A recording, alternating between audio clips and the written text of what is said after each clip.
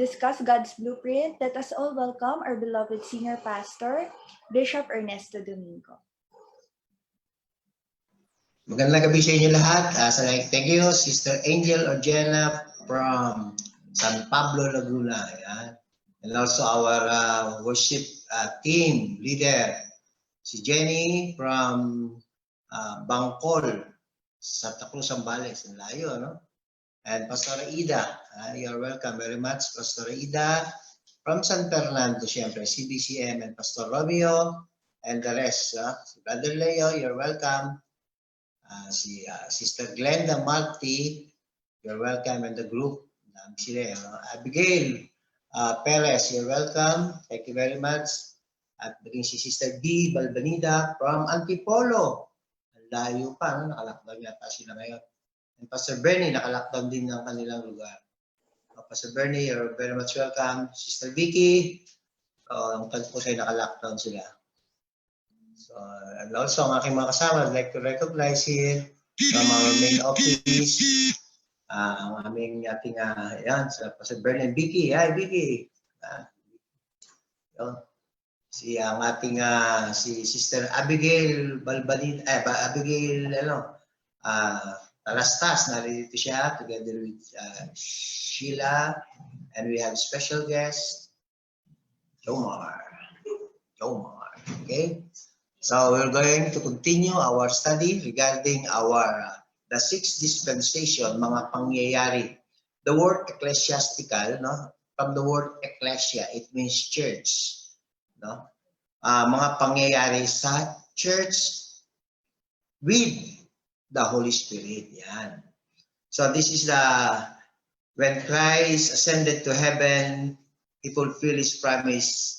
The Holy Spirit, he is the one who give us guidance. Kaya the church and the Holy Spirit, yan ang no? Yan yung makikita natin sa sixth dispensation. And then, nakita natin sa illustration natin, the rapture, the reigning of the Antichrist, then the tribulation, and then the second coming of Christ. Now, what is the difference between the rapture and revelation? There's a big difference there. No? Tinatawag natin ang rapture ay second coming, but different from the second coming. Again, kaya ang tawag nila dito, the twofold of the second coming of Christ. One is rapture, the second one is the revelation. Kaya, so this is the same second coming, pero A and B ito, A and B. Yun ang ng mga Bible scholar. At doon nga sa itaas na nakaraan pinag-aralan natin, last week, no, pinag-aralan natin yung the judgment seat of Christ, na tayong lahat ay haharap sa hukuman ng Panginoon at ikakasal tayo kay Kristo. No, yun natin pinag-aralan. Remember, the end of this dispensation is revelation. Yun ang pinakadulo nito, no? Is revelation. So, sa revelation, para maintindihan natin, when Christ came to us, ang dala niya, grace. Sa revelation, ang dala niya, iron rod. Okay ba yan? Kailangan maintindihan natin ito. So, pagka nag-rapture, kasi tapos na tayo sa pag-aaral sa rapture, di ba? Tinalaki na. Tapos na tayo sa marriage, supper of the Lamb. Sa pag-aaralan naman natin yung mangyayari sa ibaba ng lupa. Pag habang tayo ay inuhukuman, binibigay yung reward sa atin.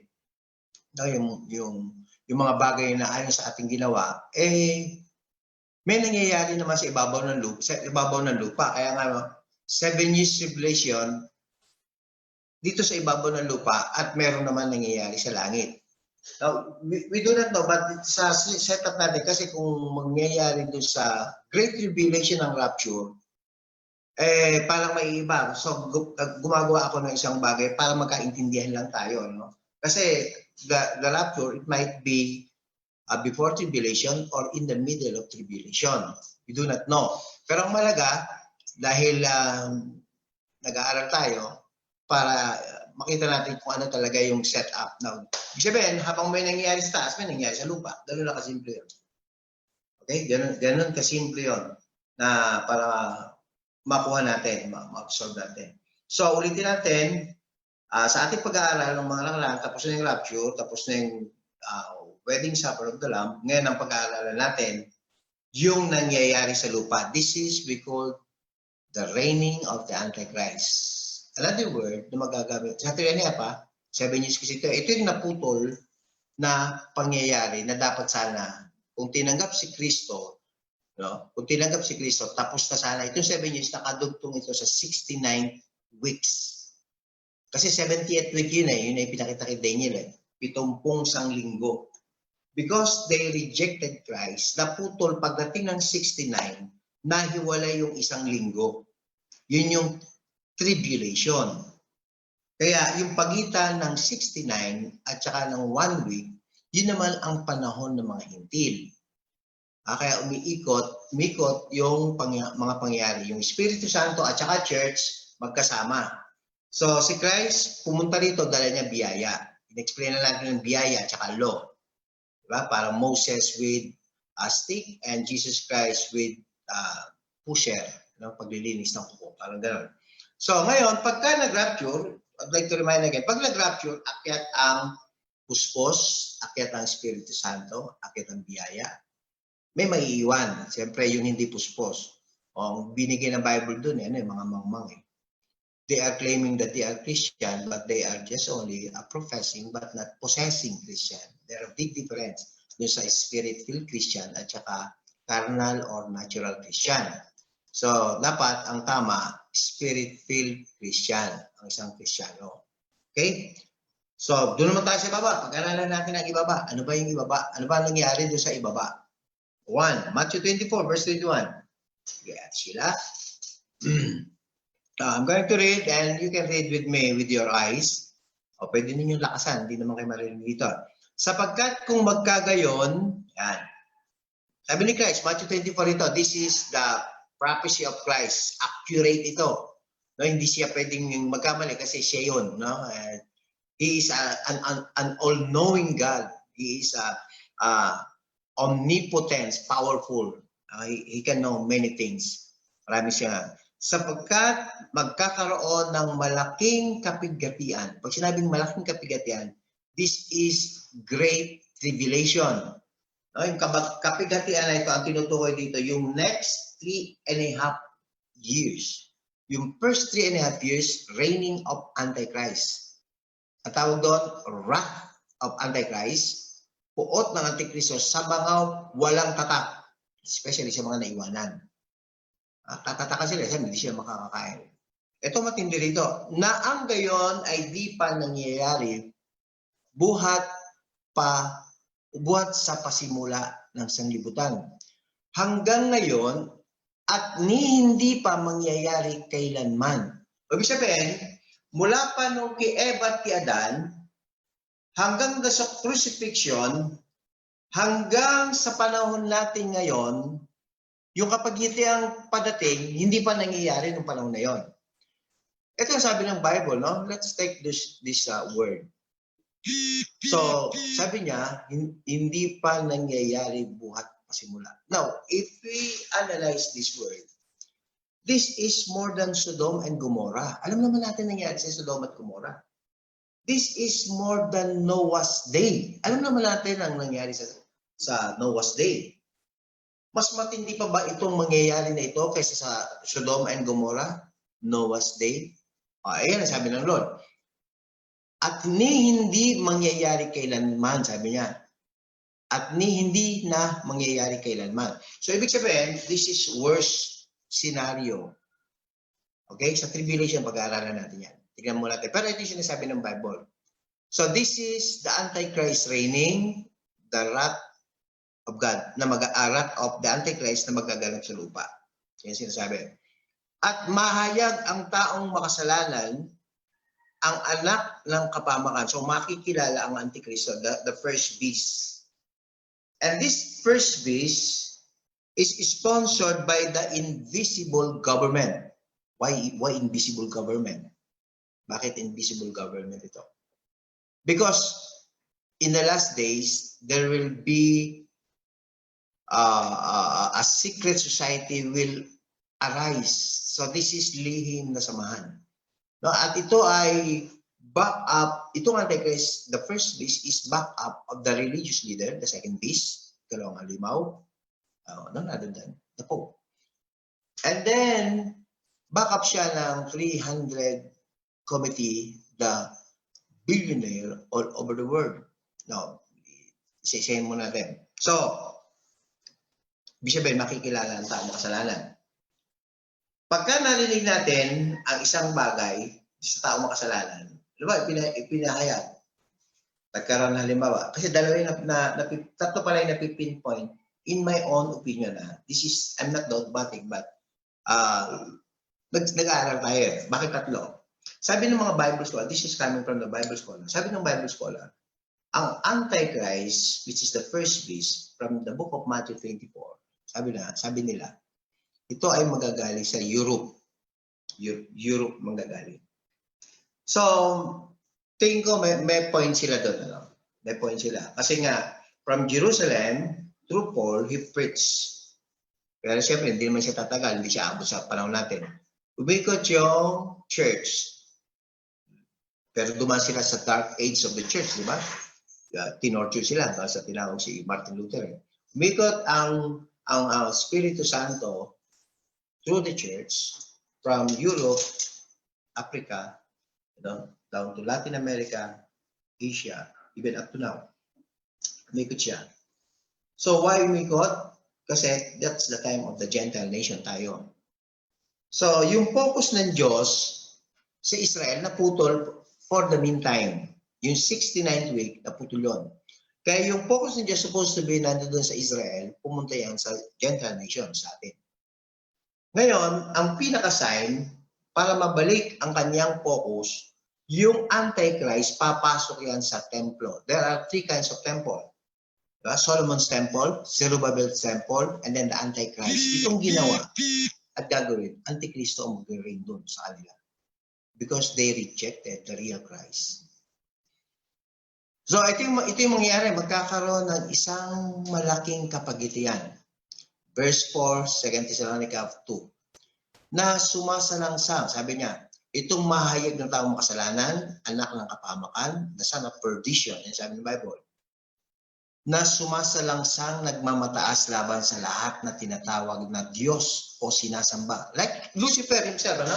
Pasok si Lucifer doon. Yun ang nature niya. Yung mga nagmamalaki sa Diyos, yayabang, kala mo kontrolin ng lahat. Ano pa siya naupo sa templo ng Diyos? O ibig sabihin, pasok siya doon sa Solomon's temple, Zerubbabel's temple, the Antichrist temple. Ibig sabihin, yung ginawang templo ngayon sa Israel, papasok siya doon. Naupo sa templo ng Diyos at nagtanyag sa kanyang sarili na tulad ng Diyos. O di ba ganyan din si Lucifer? So ibig sabihin, si Lucifer pasok doon. At pag binasa niya yung Revelation, binalik niya yung lumang pananambahan eh. Kasi siya nag-reign. Pero ang target talaga ng Antichrist is the Christian. Number 2, yung bayang hinirang, the Israel. At sa bayang hinirang, meron na lamang doon na natitirang, ang tawag dito, remnants. 144 pure. Hindi sila mistiso. Walang halo ito, no? Hindi ito nahaluan ng ibang lahi. The Lord preserved 144 in order to be used to the reigning of Christ sa millennium. Kaya sila magpaparami sa millennium. Dadami sila. Sa panahon na yan. Tatalakayin din natin yun. Pero dito mo tayo step by step. So ito palang Antichrist ay mauupo, no? At magre-reign siya. Halimbawa, magre-reign siya ng yung first year. Kasi ano yun eh, 7 years eh. Yung 3.5 years, parang si Christ, kaya hindi niya yung 3.5 years ni Christ eh. The same din eh. No? Itong Antichrist, pangalawang sinasabi ko, ano, yung sa Europe. Another thing na iniisip ko, itong si Trump, kasi merong isang nag-research sa itong si Trump, parang nawawalang Israelitas eh. Parang ganun eh. Ibig sabihin, mix na. Meron siyang dugo, pero mix. Itong mga Amerikano, parang yun ang research niya. No? Pero ito si Trump, itong panahon natin, mahal na mahal niya ang Israel at gusto niyang ibalik yung pananambahan. So, ganun yung nature ni Trump. Ni Trump. So, more or less, if this president coming from America Ganun ang puso niya at siya ang upo, he is the Antichrist. Kasi maka-Diyos yung Antichrist eh. No, sa akin lang yan ha.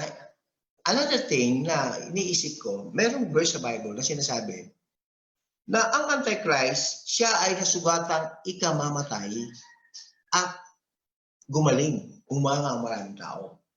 So pag sinabing isip na sugatang ikamamatay, darating sa atin na assassinate, nagkasakit.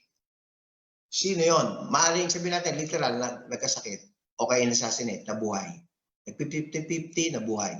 Tapos gumawa ng mala. Isang interpretation na gusto ko maintindihan natin, itong si Obama, nawala. Nawala siya. No? Pagka nagkaroon ng revolt, ibinalik siya, nabuhay sa posisyon. Another thing yan. Kaya maaaring si Trump, isa Christian, ilagay mo natin, isa Christian. Pagkatapos si Obama, nagkaroon ng revolt sa buong Amerika. Kasi ang France gusto si Obama. Maraming may gusto kay Obama eh. Lalo ngayon, nagkakagulo. Eh kung magkaroon ng kudeta, ibalik si Obama. Ang ibig sabihin nun, namatay in the position, and then, he reign again. Siya yun. At siya yung papasok sa templo. Pwedeng gano'n, no? It might be, hindi naman tayo dogmatic na yun na yun. But hanggang ngayon, pinag-aaralan natin na according to the Bible. Pwedeng mangyari yun na pwedeng si Obama. Okay. Pero siyempre, hanggat hindi nangyari, hindi tayo, hindi naman tayo dogmatic. Ano ang magiging katatayuan ng Antichrist? Ulitin natin ha. This is we call the false honeymoon between the Antichrist and the Israel. Tatanggapin sila ng Israel. Ito ay honeymoon. Parang groom and the bride. But at the end of the 3.5 years, ipapakita niya na siya ay Diyos. Doon siya ibubuking ng dalawang witness sa Revelation. And then, sabi ng Bible, pagdating na ng wrath of God, huhulihin yung Antikristo. May damit yun. Dadalhin yun sa impyerno, buhay na buhay yun. With physical, with clothes, no? Pagkatapos yung beast, yan ang sabi, huhulihin sila ni Michael, angel, and then they will thrown to the lake of fire. Diretso sa Gehenna yun. Diretso yun. May damit, may brief, kompleto yun. May singsing yun. Diretso yun sa dinakma yun. Yan ang sabi ng Bible. Okay? Now, kasi, para sa kanila talaga yun. So, ang tawag sa kanila, the son of perdition, no? Anak na kapahamakan. Yan sabi ng Bible. So, yun yung magiging world leader. Sa Sunday, tatalakayin kaya sa Sunday morning. No? One of my preaching, the invisible government. Topic ko rin handa ka na ba? Yan. Tapos close pa rin sa rapture. Puspus ka pa ba? Question mark? Or puspus ka na ba? Sa mga Kristiyano na puspus na noon, tanong, pa ba? Yan. Puspus ka pa ba? Pero pag ikaw ay nanghina ng lamig, kailangan magpakalakas ka kasi yung wise virgin, puspus yun. Kaya the second question, puspus ka na ba? Pagka palinawin natin yung salita puspus, may apoy ka bang mag-pray? May apoy ka bang mag-share? May matapat ka ba? Faithful ka ba? Gumagala ka pa sa magulang mo? Nagbabasa ka ba ng Bible? Lumalakad ka pa sa pananampalataya? Are you worshiping God in spirit and truth? Ipinakikipaglaban mo ba ang faith mo? O parang wala lang, lalo ngayon nag-lockdown? Kung ako sa inyo, ang gagawin ko, kung para kang nalulunod sa mundo, sisingap-singap, pilitin mong lumangoy. At sabi mo, Lord, help me. Because the promise, whoever call upon the name of the Lord, they shall be saved. Ano ang gagawin ng Antichrist sa kanyang reigning? Next, Revelation 13:16. Ito ang gagawin niya. At ang lahat, maliliit at malalaki, mayayaman at mga dukha, at ang mga laya at ang mga alipin, pinabigyan ng isang tanda sa kanilang kanang kamay o sa noo. Mamimili yung tao. Do you know this mark is a sign of ownership? Pag-aari ka niya ng Antichrist. At alam naman natin kung sino ang nasa loob ng Antichrist. Miski itong taong Antichrist na ito, hindi niya alam, blinded siya ng kaaway. Ba, 2 Corinthians 4:4 yan. They are blinded by the enemies. Kaya tayo, nabuksan ang isipan natin sa spiritual things. Kaya may to open my eyes, Lord. Diba? Kaya nabuksan po tayo. So, kanang kamay at sa noo. So, ito yung chip na gagamitin in the last days. Ibabaon ito. Pag nalagyan ito ng isang tao, pag-aari ka niya. Kaya ang lahat na malalagyan all over the world na tao, malaya, alipin, di ba, mayaman, mahirap, maliit, malaki, one world citizen. Ha? Wala nang Amerikano, walang Afrikano, walang Hudyo, wala. One world citizen. So ang target talaga ng demonyo, yung mga born again. Lalo na yung puspos. Yung hindi puspos, delikado pa yun yung puspos. At saka ang Israel, tinatarget niya yan. Kasi alam na ng demonyo, magre-reign na si Christ, malapit na siya. Kaya nga, he is like roaring lion, seeking whom he devour. Yan sabi ng Bible. So there will be a mark, paano natin, sa tribulation, ano natin yan, paano lang tayo nagsasightseeing At nang wag makabili o makapagbili ang sinuman, kundi siyang mayroong tanda. Kasi kaya hindi nga makakabili, kasi electronic cash. Paano kung makakabili kung electronic cash? Hindi na pwede ang paper bill, hindi na pwede yung peso, yen, dollars, di ba? Hindi na pwede yon. Ang tatanggapin lang yung electronic cash. Maring ATM. Kung tapos na rin ang reigning ng ATM, GCash, wala na rin yon. Ang tanging mamamayagpag lang ay yung tinatawag na chip. May lithium battery, meron siyang antenna coil, glass tube siya, may memory siya, nakalagay lahat, kung saan ka nakatira, anong trabaho mo, lahat yan, nandoon yun. Nakapasok doon. So, you can run but you cannot hide. Pag nalunod ka, makukuha ka kasi may chip ka sa katawan At yung chip na yon, self-recharge yon. At ang charger niya, yung heat temperature ng tao. Pinag-aralan nila ito noon nagtatanong kami na but 1999, we know already the chip kung ano yung tsura. Sinlaki ng butil ng bigas. Yun ay glass tube. May antenna coil. Pag gano'n, maliliit na hash. Basta nakapasok sa yun. Tapos meron siyang memory, may lithium battery siya. Yun lang katakot yung lithium battery. Pagdating ng next 3.5, iinit yun. Tatalakayin natin yan. Pero huwag muna ngayon. Kasi, sightseeing lang tayo. Para tayong nasa bus lang. Tingnan natin. Pero bababalin tayo pag nag-tribulation yung ating pag-aaral. Tanda kundi siyang may tanda sa makatid bagay ang pangalan ng hayop sa dark.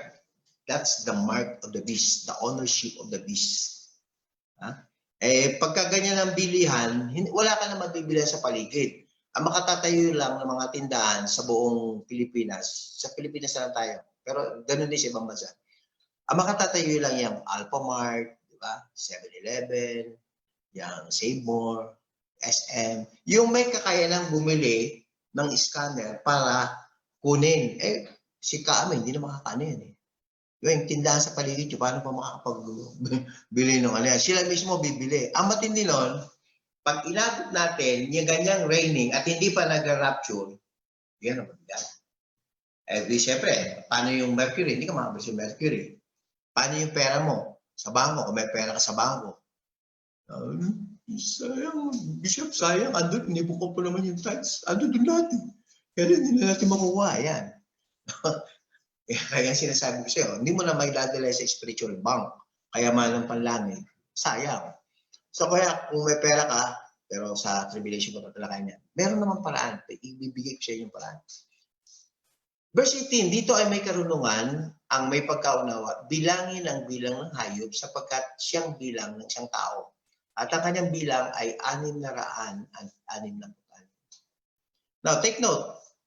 Ang Antichrist, hindi yan very cheap. Hindi yan basta-basta.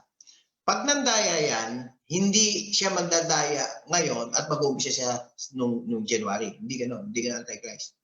Ang Antichrist, nung nandaya, mag-uumpisa mandaya after World War II. Umano na, kumilos na yung mga mga tao. Pero syempre, hindi naman alam ng mga tao na sila ay puspos ng demonyo. So sabi na, kaya ginamit yung IMF, World Bank, yung World Trade. Isa sa mga napag-usapan nila dito ay yung tatawag na pagka bibili ang isang bansa sa pamilihang pandaigdigan, that's called the World Trade, they are, dumating sila dun sa isang decision, they will use not their own money, but they will use dollars. Dollar ang gagamitin. Kaya, bibili ka ng $1 in order to buy at the World Trade, ang gagamitin mo, dollars. Para makabili ka, hindi mo pwedeng dali ng peso. Bibili ka ng dollar, 50 pesos, pagbili nga ng $1. Kaya hinuhut-hut nila ang maraming pera para pabagsakin. So, anong ibig sabihin nito? Itong Antichrist, paglandaya, malayo pa. Malayo pa. Kaya, katulad na halimbawa, I give you an insight. Yung electronic cash, di ba paano siya mandaya yan? ATM. Mind setting yan. Credit card. GCash. Paymaya. RFID.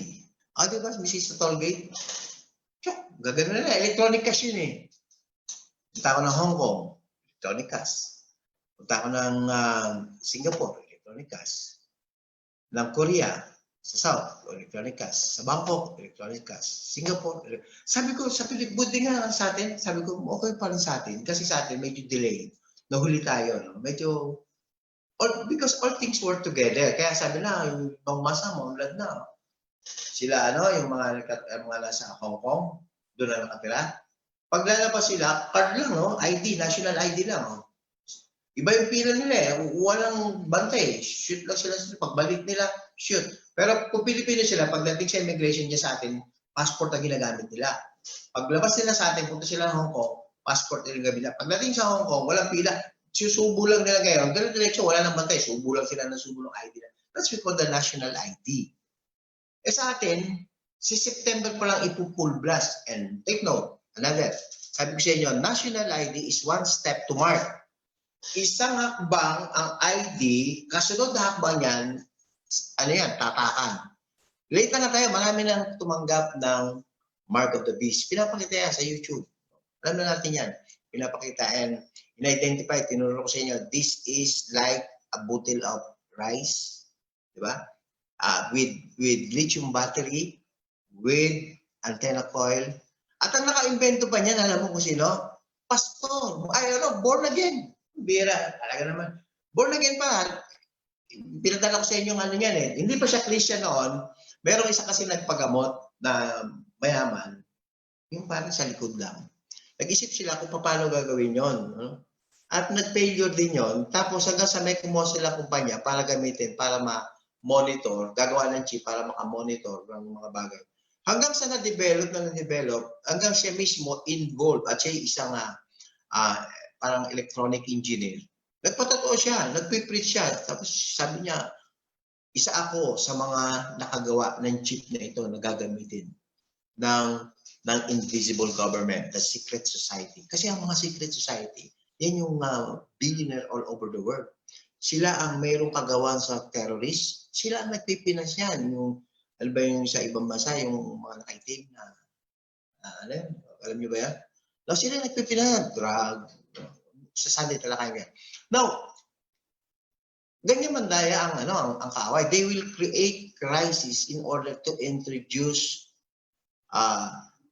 their solution para ma-fulfill yung goal nila. Alam niyo ba mga man-made yung virus ngayon? Man-made yun eh. Diba?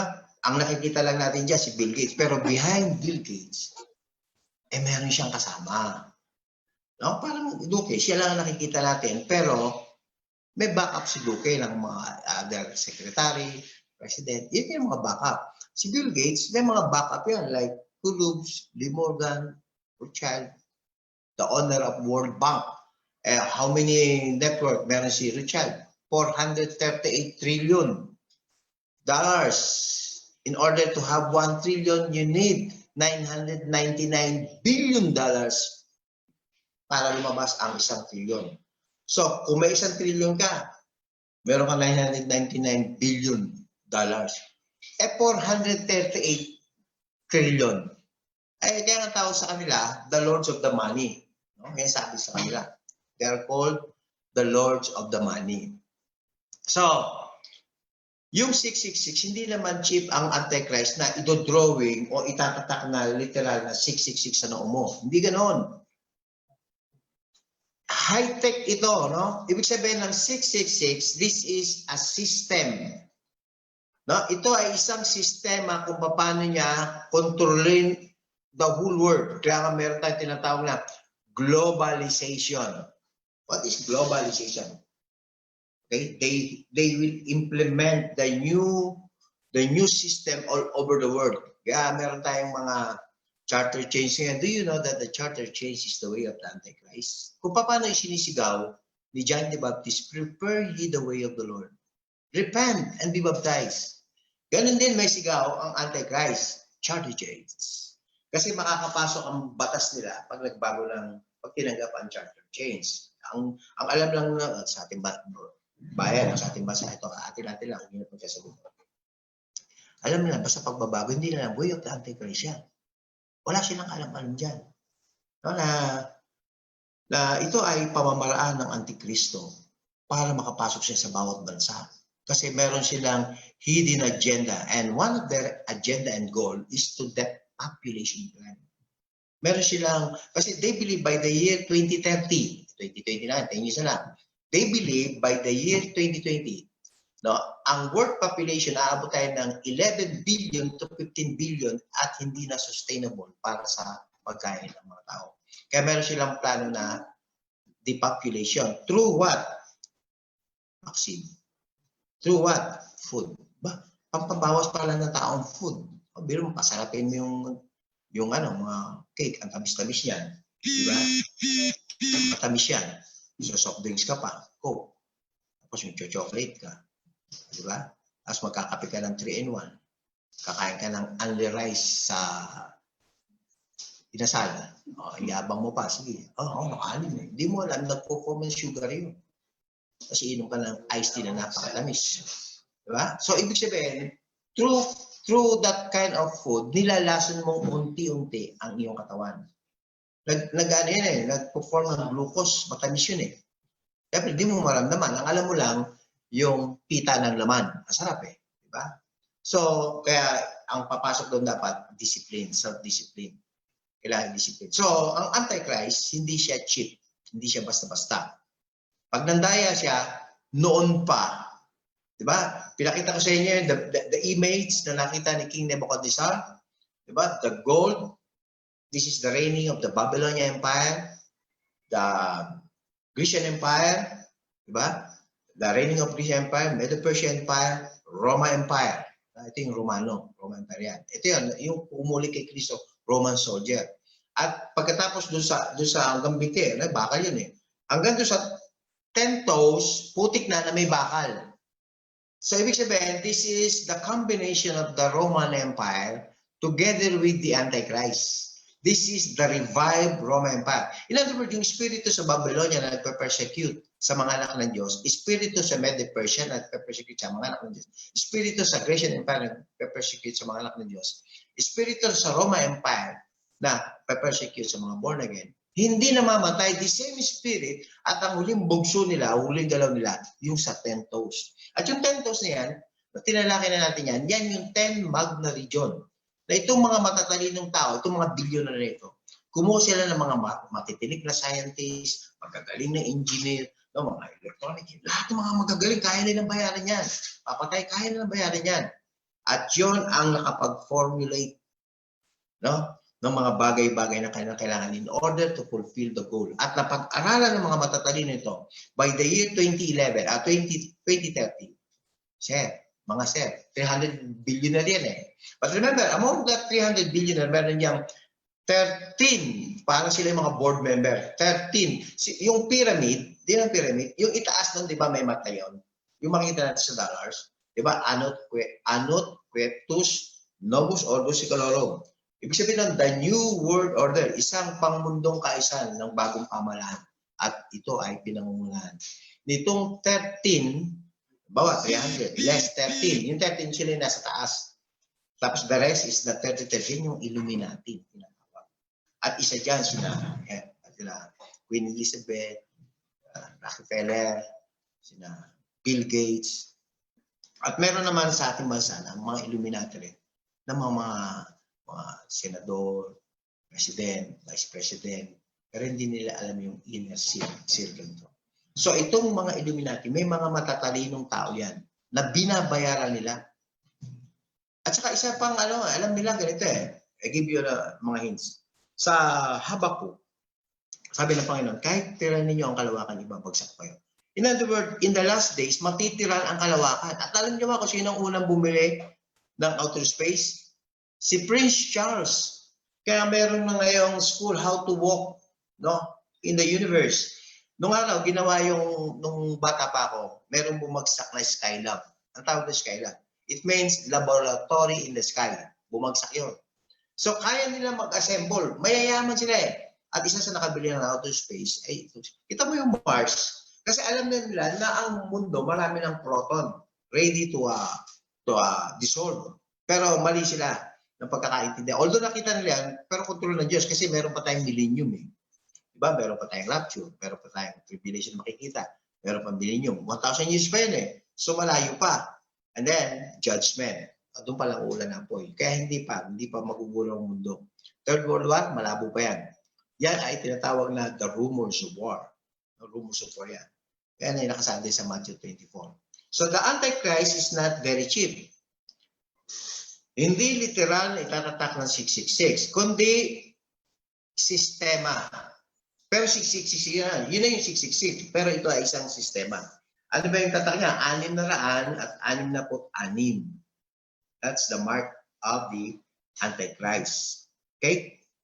So, halimbawa, di ba, napag-usapan natin, nag-rapture na. Nagkaroon na sa panagdalang. Ibig sabihin, nagre-reign na Antichrist doon. Paano ka makakabili kung ikaw ay, lalo may maintenance ka. Halimbawa, hindi pa nag-rapture pumasok ang tribulation. Okay. Siya, alam mo, nagkaroon na ng sunog sa Australia, nakasunog. Alam mo, siya, may tumutunog na sa China, trumpet. Siya, yung baha doon sa kakaiba ito. Alam mo, itong ito, sa tribulation na ba tayo? Mga tanong, minsan, tanong ka ba sa tribulation? No one knows, hindi pa natin alam. Pero pagka ipinahayag na ang taong makasalanan at nandito pa tayo, ibig sabihin pasok tayo sa tribulation. Okay? So, halimbawa naman ganito, nag-pre-trib. Pasok mo tayo sa pre-trib para maintindihan natin. Pag nag-pre-trib, what is pre-trib again? Pastor, ang pre-trib, this is rapture before tribulation. Kaya pre-tribulation. What is middle of mid-trib? In the middle of tribulation, the rapture took place. Ano naman yung post-trib? After tribulation, then the rapture come. Mahirap na yun pagka na-post-trib tayo. Biro mo, habang pinaparusahan ng Diyos ang hindi mga anak ng Diyos, nagnanak, bukol-bukol, andito pa tayo. Mahirap yun. Okay? Pero lahat ba yan ay subject to encounter? Yes, lahat yan. Kasi sabi ng Panginoon, ang pagdating ng anak ng tao, maaaring ito ay hating gabi. 1, madaling araw. 2, pagtilaok ng manok. O umaga na, 4 nga No? Hating gabi. Sa parabulot na 10 virgin, hating gabi, ibig sabihin, sukdulan ang kasalanan. Ay ngayon, makita niyo, pinaparada lang nga yung Satan's picture. Di ba? Nag-worship sila. Talagang madilim Legal na ang homosexuality. Legal na ang drugs sa ibang lugar. Di ba? Legal na yung lalaki sa lalaki kakasal. Ang dami na legal ngayon. So, hating gabi. Kaya sabi ni Jesus, gumising kang natutulog na sinulat Paula sa gitna ng mga patay. Ibig sabihin, maraming Kristiyano himbing na sa mundo na ito. Focus sila sa kanilang project, focus sila sa kanilang career, sa kanilang profession, focus sila. Kung artista sila, hindi sila makapagbunga. Nakakatulog na, kaya sabi ng Panginoon, Ephesians chapter 5 verse 14, 18. Gumising kang natutulog, magbangon ka sa gitna ng mga patay at liliwanagan ka ni Kristo. Ibig sabihin, mga patay, mga unbeliever, nasa loob siya. Compromiser siya. Eh, ano mangyayari sa kanila kung nag-rapture at naiwan sila? Ito, sabi ng Bible. Revelation 7:13 next. Ito yung lagi natin kinukot. Pagdating sa heaven, 7 na ito, no? Chapter 7, ha? Ibig sabihin, tribulation saints, next, yan. So, ibig sabihin, doon sa langit, kinuha si John the Beloved from the island of Patmos. Itinapon siya sa island, eh. Kaya kung kayo na itatapon sa island of Patmos, huwag kayo matitisod, may layunin ng Diyos kung bakit kayo itinapon. Alam mo, itinapon ka sa paglilingkod na ganyan. Ikaw ay nilagay sa Zoom, ikaw ay nilagay sa bili ka ng talong, bili ka ng ganito. Okay. Minsan, kung iba na o-offend eh, si John the Beloved niya, eh, di ba? Binusi sa mantika, hindi siya namatay. May plano kasi ang Diyos. Ngayon, sa inis kasi mabait ito si John the Baptist, kaya mga mababait. Mahaba buhay din yan. Eh. Kaya subukan mo maging mabait. No? Tatagal ang buhay mo. Kaya sa inis ng mga persecutor, no, ng mga apostol, diba, si James, pinatay sa taga. Si Pedro, pinakong patiwari. Si Pablo, pinugutan ng ulo. Halos si John the Beloved lang sa 12 disciple, no, siya yung hindi namatay, itinapon sa isang isla. Eh, doon siya nakasulat. No? Kaya, ewan ko lang, ano yung ginamit niyang pansulat? Di ba, kinuha siya sa Espiritu pataas. At isa sa mga senaryo na ipinakita sa kanya ito, sumagot ang isang sa matanda. Langit ito, nasa langit na nagsasabi sa akin. Sabi raw kay John, Beloved, kapatid yan ni Jesus sa laman, anak ni Maria yan. Ito yung sinabi niya sa krus. Son, behold your mother. Mother, behold your son. No? Ibig sabihin, nakaganon si Maria sa ni John. Baga, anak, tingnan mo yung ina, bahala ka na dyan. Kasi hindi naman talaga totoong anak ni Maria si Jesus. Eh.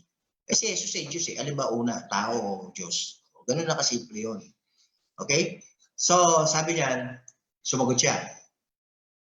Ang mga itong nadaramtan ng mga mapuputing damit. Mahalagang malaman ito ng mga Kristiyano, ay sino-sino at saan nagsipanggaling.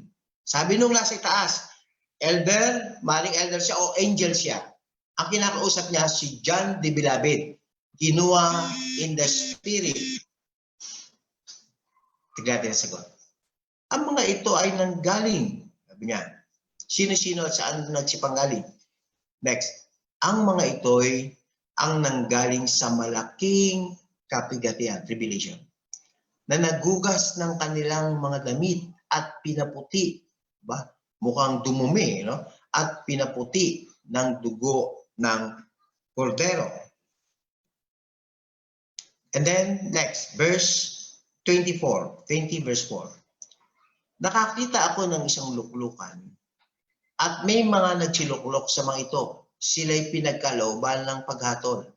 Nakita ko ang mga kaluluwa ng mga pinugutan ng ulo dahil sa patotoo ni Jesus at dahil sa salita ng Diyos at ang mga hindi sumamba sa hayop at sa kanyang larawan man at hindi tumanggap ng tanda sa kanilang noo at sa kanilang kanang kamay. Pinugutan ng ulo yung mga tao na hindi tumanggap. So in other words, kung i-analyze mo yung word, habang nagkakaroon ng judgment seat of Christ, akit mo tayo sa langit, may mga latecomers na umakyat. Sino sila? Bakit sila nakaputi? Saan sila galing? Galing sila sa malaking kapagitian. Hindi sila tumanggap ng tanda sa kanilang mga. Balikan uli natin yung rapture, after the rapture. Akyat ang Espiritu Santo, akyat ang puspos, akyat yung puspos, akyat yung biyaya ng Diyos. So ang matitira sa lupa, yung Kristiyanong naiwan na may Word of God, kaya may Word of God pa rin sila. Ngayon, doon na sila ngayon makikipag-battle. Pag nagpatatak ka, hindi ka sa Diyos. Ang gagawin mo ngayon, magtitiis ka.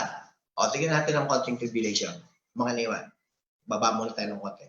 Medyo bukas natin ng puno ng bus. Kasi sightseeing lang tayo. Ganito mangyayari dyan. Diba? Rapture. Di kagulang buong mundo. Kaya nga, it create world chaos all over the world. No? All over the world yun. Diba, nag-rapture ng Friday. Magkakagulo. Ano nangyari? O di syempre, magbablas ka ngayon, magigising ka sa katotohanan. Nag-rapture, naging busy. Diba? Friday, Saturday, Sunday, tiyak mag-church yun. May dala pang tithes yun. Sige. Pero umiiyak na sila. Papasok sila sa sanctuary. Okay, papasok sila. May makikita sila. Umiiyak na nauna lang umiyak. Kahapon pa ako rito. Naiwan tayo. Sinila sa siya. Ewan mo, pero may umiiyak doon. No? Ganun mangyayari. So, ibig sabihin, alam na nila na ang paraan ng pag-akit ng langit, pugot ulo. Kaya ang lagi kong sinasabi, kailan ka magtitino? Before the rapture or after the rapture? Kailan ka gigising sa katotohanan? Sabi ng Panginoon, gumising kang natutulog. Maraming Kristiyano in the last days, lukewarm. Nagpupumilit pa rin. Ay, pagka ganyan, 2 minutes na lang. Tutuloy natin to. Tutuloy natin bukas, no, ang ating pag-aaral. So, dito tayo natapos sa hugutan ng ulo. At tuloy ko lang yung basa. Pinapatigil tayo ang direktor natin. Pinugutan ng ulo dahil sa patotoo ni Jesus at dahil sa salita ng Diyos. O, kita nyo, meron pala silang word of God, tsaka sila nag-witness, tsaka sila yung community, soul winning, yung go and make disciple. Nagpatotoo sila eh. Jesus po, kaya sila nag-uusap. Ako, may tawag ako rito, magkakaroon ng word famine. Word, W-O-R-D. Word famine. Magkakaroon ng tagirap sa Word of God. Hahanapin nila mga ngaral. Ngayon, siyempre, sila mga absent na magtatanungan, ano ba ang sabi? Ayan. Buksan mo nga yung Bible. Kaya lang, ang problema, ang Spirit, yan. The Spirit is our guide eh. Di ba? Hindi aakyat. So ano pa makikita mo kapayapaan sa mundo na ito? Ganito lang kasimple. Ayaw mo magtino ngayon, magtitino ka rin. After the rapture. Sigurado magtitino ka. Pero mo, pag naiwan ka sa rapture, lalo't magandang babae ka, di ba? Di pag nasaan ka ng mga pulis, mga militar, ikaw naman, takbo lang takbo, i-snipe ka lang, magulo na eh. Pam, patay. O kaya ikaw, nahuli ka nga, nadala ka sa munisipyo, nakulong ka sa barangay. Ikaw ay meron kang hypertension ka. O di, inatake ka ngayon. Di tululaway mo, half body. Walang asikaso sa'yo, doon ka tumatay. Yung pagtitiis mo ngayon, hindi mo ginawa para kay Kristo, magtitiis ka rin para masave ka naman. Akit ka pala ng langit, bakit ba hindi? Kaya lang, may pamamaraan naman ng Diyos. Mamuhay ka sa pananampalataya ngayon, magtiwala ka sa Diyos, lumakad ka sa kamanalan. Bakit ka pa? Kaya nga, pero may sakripisyo lahat yan. No? Kung ako sa'yo, siyempre after tribulation pag nakapasok sa tribulation, isang Kristyano, ano pa ang halaga ng wifi? Ano pa ang halaga ng cellphone, ng bahay, ng pera, ng ginto? Ano pa ang halaga? Wala na lahat talaga yan. Kita mo nga ngayon, nag-lockdown eh. Wala na may pagmalaki ang tao eh. Kanyang magandang trabaho, yung mga artista ng ABS-CBN, wala eh. No, pantay-pantay na lang daw sila eh. Yung mga bagay na dating ang ganda ng business mo, bukas yung mga restaurant, eat all you can, ang ganda, mga eskwela, nagpatay ng eskwela. Ngayon, nagsarado mga eskwela natin. No, halos lahat. Ano na lang ang mahalaga ngayon sa tao? Konti trabaho, chicha. Enka. Sabi ni Yorme, enka. Etneb lang, kikita lang. Enka. So, what else? Kaya kailangan magtitino. Christian, Christ-Centered Bible Church, mga members, kailan ako magtitino? Simulan mo na magtino. Pag na-born again ka, magtino ka na.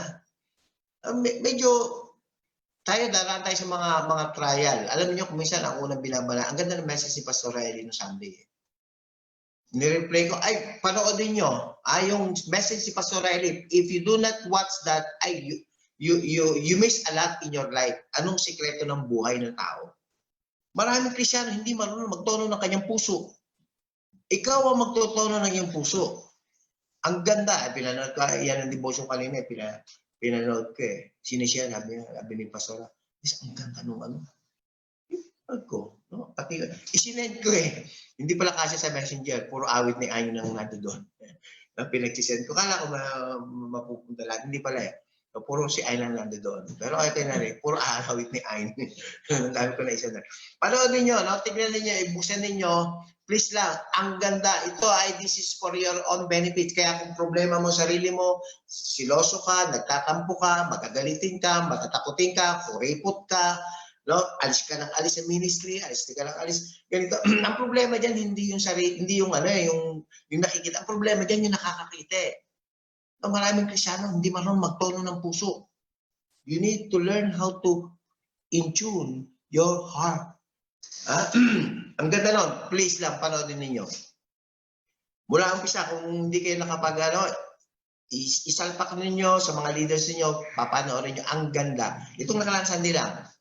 Ang ganda. Ako talagang sabi ko, ang ganda ito Nagugulat ako dun sa mga revelation na binigay ng Panginoon kay Pastor Eli. Ang ganda talaga. So, last 1 minute na lang ako. Last 1 minute. Now, so, sila ay nagsipaghari din. Sabi, sila ay nangabuhay, nagsipagharing kasama ni Kristo sa loob ng 1,000 taon. Kasama naman pala. Kaya lang, ang problema, nagsatag sila. Okay? Sa tribulation, didikdikin natin yan, lalo natin i-emphasize, i-highlight, no? Yung mga yun. Kaya, kasi nga, tayo, limited yung ating pag-aaral. Sightseeing in the bus, from the bus, nakatingin lang tayo. Ito ang mangyayari. Yan ang blueprint. Ganito ang mangyayari, ganito ang nangyayari, at ganito ang nangyayari pa. Pero pagka dinitali ko na yan sa inyo, bababa tayo sa bus. Puro tribulation lang pag-aaral. Ganun po yun, So, thank you very much. Let's pray, Lord. Salamat po. And this is another privilege for us to study together with our brethren from different provinces, places. Salamat po, Panginoon, sa pagpapala sa aming mga pastor. Ingatan po sila. Sa pangalan ni Jesus, ito po ang mga. Everybody say Amen.